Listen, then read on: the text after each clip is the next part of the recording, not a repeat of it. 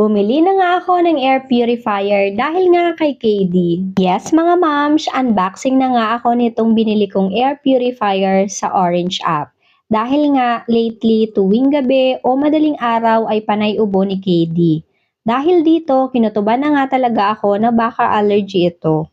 Pina-check up ko nga din siya para makasiguro ako at yun nga tama yung kutob ko, allergy nga ito. Hindi pa naman talaga ako nakakapag-general cleaning this past few days dahil nga ang daming ganap. Nako mga moms, wag na wag itong tularan. From time to time ay ugaliin nga nating maglinis, lalo na sa kwarto natin kapag may baby tayo, kung ayaw nyo talaga mapagastos ng malaki.